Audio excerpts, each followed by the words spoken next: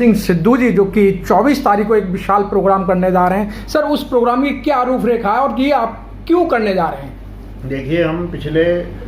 10 news channel पर जो भी वक्ता ने कहा वो उसकी अपनी राय है, जिसकी पुष्टि नेशन न्यूज इंडिया नहीं करता। धन्यवाद। भारत सरकार के ऊपर देश के कामगारों का, देश के निर्माणकर्ताओं का जो उनका हक बनता है, जो उनको उनका वेतन मिलना चाहिए, जो उनको ड्यूटी आवर्स उनके ठीक होने चाहिए, ड्यूटी पे काम करते हैं तो ऐसा वातावरण बनना चाहिए जहाँ पर अगर उनको चोट लगती है तो उसका इलाज प्रॉपर होना चाहिए, अगर किसी की मौत हो जाती है तो उसके बच्चे को नौकरी मिलनी चाहिए, रहने के लिए मकान होने चाहिए, बच्चों के लिए अच्छे स्कूल होने चाहिए, इलाज कराने के लिए अच्छे सरकारी हॉस्पिटल होने चाहिए जिनमें डॉक्टर और दवाएं जो हैं वो उपलब्ध होनी चाहिए। परंतु हालात ये हुए हैं कि सरकारी हॉस्पिटल खाली पड़े हैं, उनमें पैरामेडिकल स्टाफ नहीं है, डॉक्टर नहीं है, मेडिसिन नहीं है और बड़े सस्ते दाम के ऊपर मेडिसिन उनको फ्री को दी जा रही है। स्कूलों के अंदर जो है मास्टर नहीं है, बैठने के बच्चों के लिए जगह नहीं है और वहाँ पर दम तोड़ रहा है, इसलिए कोई भी बच्चा जो है सरकारी स्कूल में जाके राजी नहीं है। प्राइवेट जितने पूंजीपति हैं उनको शिक्षा के नाम पर और हेल्थ के नाम से लूटने का लाइसेंस सरकार ने दे दिया है और दो हाथ को काम मिलना चाहिए ताकि वो भूखों ना मरे और देश का निर्माण करे। निर्माणकर्ता जो है खून और पसीने से देश को आगे बढ़ा रहा है तो उसका हक जो है, जो सम्मानजनक उसको मिलना चाहिए, जो उसके बुनियादी अधिकार हैं वो उसको मिलने चाहिए। परंतु सरकार नहीं सुन रही है। हमने पिछले समय में 10 साल में 5 हड़तालें की हैं, कोल माइंस को बेचना शुरू कर दिया है और जितने समुद्री जहाज़ों गोदी कर्मचारियों के पुट एंड डॉक हैं उनको बेचना शुरू कर दिया है। भारतीय रेलवे को बेचा जा रहा है, एयर इंडिया जो है वो ऑलरेडी टाटा को बेच दी गई है और देश के अंदर जितने भी मुनाफा कमाने वाले, चाहे भारत पेट्रोलियम है, चाहे वो MTNL है, चाहे कोई दूसरे जितने भी कारखाने हैं, उन सबको कौड़ियों के भाव में विदेशी ताकतों के और हमारे देश के बड़े बड़े कॉरपोरेट घरानों को बेचने का काम गवर्नमेंट ने शुरू किया है। लिहाजा किसान भी जो है मजबूर हो गए थे, उनके ऊपर भी काले कानून 3 लाए गए थे। वो 1 साल से ज़्यादा दिल्ली के बॉर्डरों पर बैठे रहे थे, उनको दिल्ली में घुसने के लिए मना किया था, परंतु उनके 700 किसानों ने शहादत दी है, वो शहीद हुए हैं और अंत में सरकार को मजबूर होकर अपने उन काले कानूनों को वापस लेना पड़ा है। अभी किसानों को वायदा किया था कि उनके फसल का उनको बीमा करवा के सरकार देगी,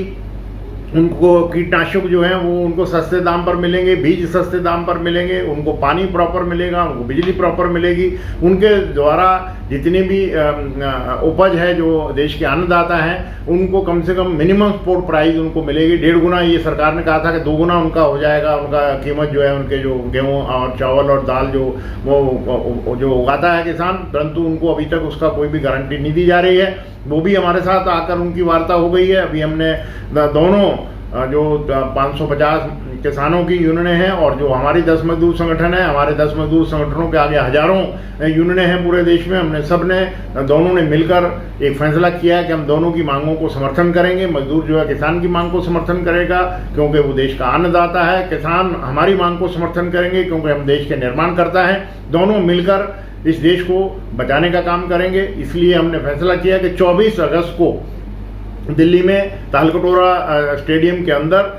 तकरीबन पूरे देश के अंदर से 6000 से ज़्यादा लीडर,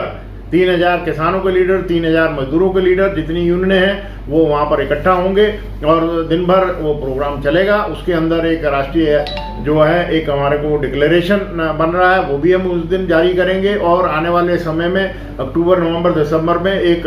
लंबे लड़ाई की तैयारी करके, अगर सरकार ने हमारी बातों को नहीं सुना, नहीं माना, वार्ता नहीं की, हमारे जो श्रम कानून उन्होंने 44 मसले हैं बदल दिए हैं, 4 कोड बना दिए हैं पूंजीपतियों के हित में, वो भी अगर उन्होंने वापस नहीं लिए तो ये बहुत लंबी लड़ाई देश का मजदूर लड़ेगा और किसान हमारे साथ शाना बशाना साथ देगा। हम किसानों का साथ देंगे, देश का आम नागरिक हमारी बात को समझेगा और हम उम्मीद करते हैं कि पूरे देश का नागरिक हमारे साथ जुड़ेगा। और जो 24 अगस्त को दिल्ली में ऐतिहासिक एक सभा होने जा रही है, उस सभा के अंदर हम देश के हर मजदूर की मांग को समर्थन करेंगे, चाहे वो रेलवे का है, चाहे वो डिफेंस का, जिनकी फैक्ट्रियाँ 41 सरकार ने कॉर्पोरेटाइज कर दी हैं, जहां पर जिन्होंने तोप गोले बनाए, जिन्होंने 2-2 युद्ध जीते हैं, उनको भी इन्होंने कॉर्पोरेशन में डाल दिया है। और कोल की माइनों का जो अंदर घुस के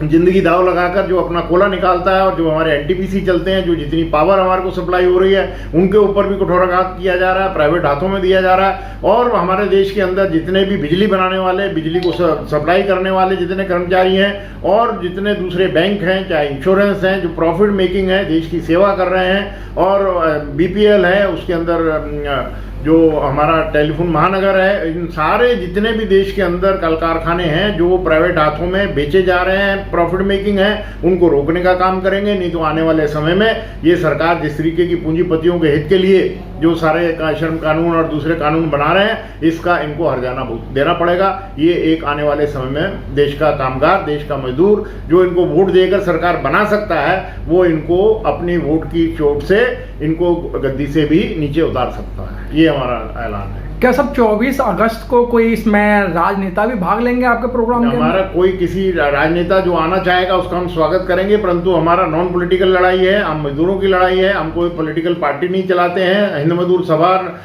जो है वो फ्री इंडिपेंडेंट डेमोक्रेट ऑर्गेनाइजेशन है। हम देश के आम मेहनतकश मजदूर की मांग को उठा के चल रहे हैं और हमारी मांग बिल्कुल ठीक है, जायज है। जो हम देश की जनता को समझाने का काम कर रहे हैं, पूरे देश में हम दौरा कर रहे हैं और पूरे देश के अंदर आम नागरिक को समझाने का काम कर रहे हैं कि ये सरकार पूंजीपतियों की सरकार है, पूंजीपतियों के लिए काम कर रही है, परंतु जिसकी वोट से बनी है, जो वायदे किए हैं, उन वायदों को ये भूल गई है। और इसलिए इस सरकार के खिलाफ हमारा संघर्ष जो है वो बहुत मजबूती से आगे बढ़ेगा और हमें पूरी उम्मीद है कि देश का आम जो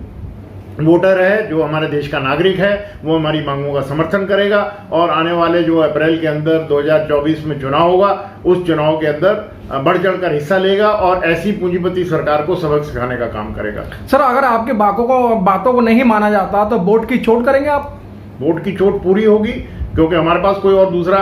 हथियार नहीं है। हम एक प्रजातांत्रिक देश में रहने वाले बिल्कुल इंसाफ पसंद आदमी हैं। सारे देश के नागरिक जो हैं वो बिल्कुल लॉ अबाइडिंग सिटीजन हैं। उनके पास सिर्फ एक ही ताकत है कि हम सरकार बना सकते हैं जब मौका मिलेगा, और अगर सरकार हमारी मांगों को नहीं मानेगी, चंद पूंजीपतियों के हाथ में देश को बेचने का काम करेंगे। स्वदेशी जितने भी कल कारखाने हैं उनको बेचकर विदेशी ताकतों को इस देश के अंदर काबिज करने की बात करेगी। इसको देश की जितनी भी शक्तियों ने देश को आज़ाद कराया था अपनी शहादत देके, उनकी शहादत को व्यर्थ नहीं जाने देंगे और इन देश के अंदर ऐसी पूंजीपति सरकार को सबक सिखाने का काम करें।